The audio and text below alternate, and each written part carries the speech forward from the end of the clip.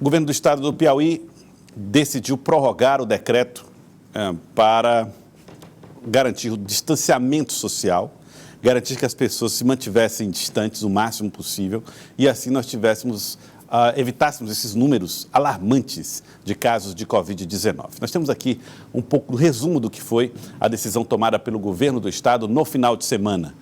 A decisão é o seguinte: o decreto prorroga o distanciamento, ou seja, as atividades, as ações que possibilitam que as pessoas se mantenham distantes.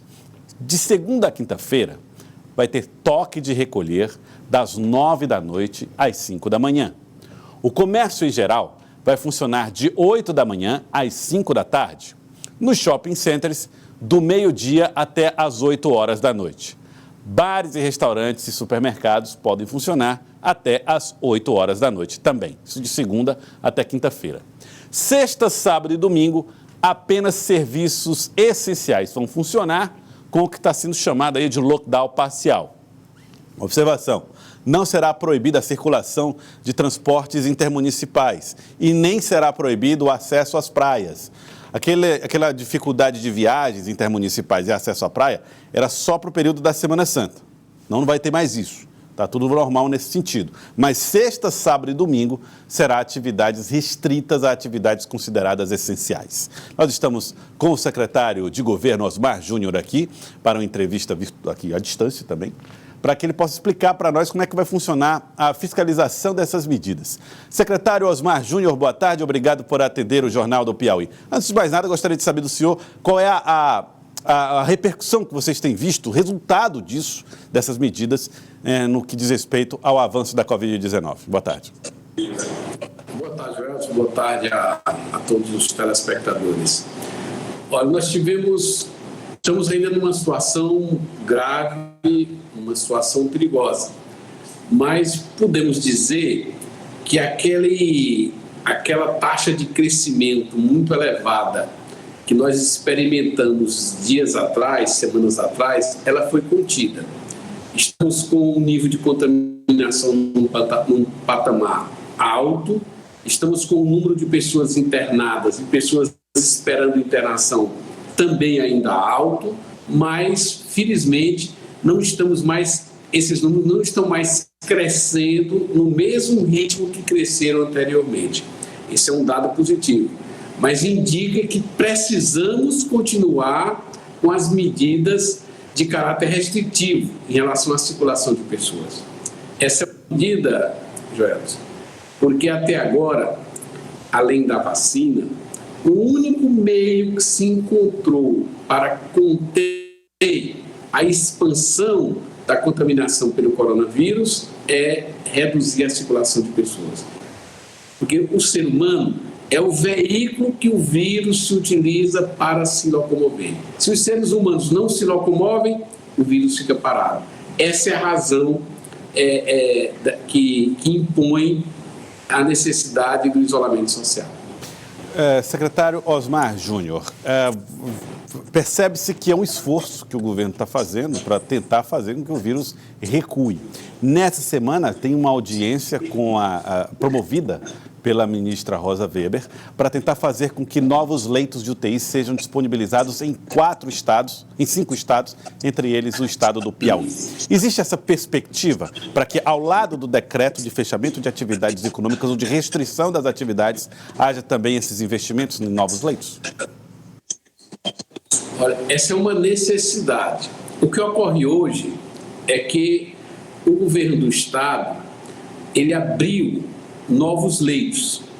No entanto, o Ministério da Saúde não habilitou todos esses leitos. Ele não paga pelo leito. Essa conta fica só com o governo do estado, que é uma conta muito elevada. Para você ter uma ideia, um leito de UTI no hospital público, ele custa só em insumos e em... Nós tivemos problema com o sinal do secretário Osmar Júnior, sinal de internet do secretário, dificuldades para concluir aí a entrevista. Vamos ver se a gente consegue refazer o contato para explicar para a população exatamente quais são as dificuldades que o governo ainda enfrenta para fortalecimento dos leitos de unidades de terapia intensiva. Enquanto isso, os decretos e as medidas que propõem o distanciamento social vão sendo a única alternativa que os estados e os municípios estão tendo para evitar o avanço excessivo da Covid-19. Voltamos com o sinal do secretário.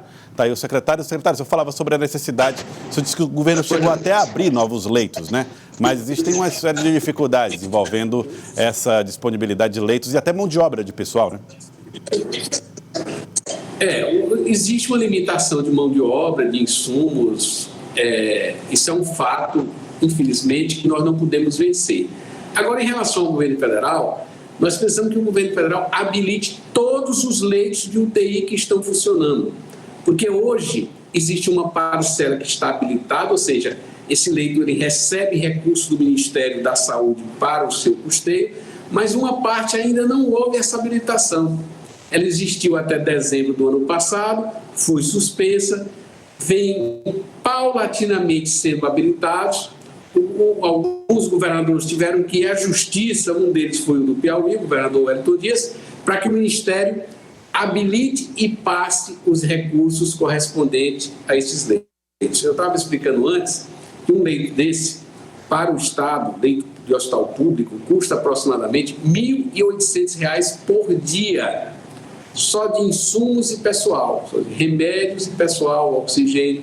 Portanto, é muito caro. E o governo federal, ele desabilitou em 31 de dezembro os leitos e está reabilitando uma velocidade muito pequena. E isso é urgente para que esses leitos continuem funcionando como eles precisam funcionar. Secretário Osmar Júnior, diante dessas novas medidas, como é que o governo do Estado pretende fiscalizar tanto os empreendimentos quanto as pessoas que eventualmente vierem a desrespeitar essas medidas de distanciamento, essas novas medidas?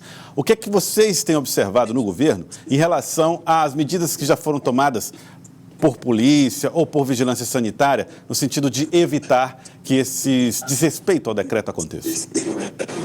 Olha, a adesão às medidas tem sido muito positiva, muito positiva. A maioria da população está aderindo.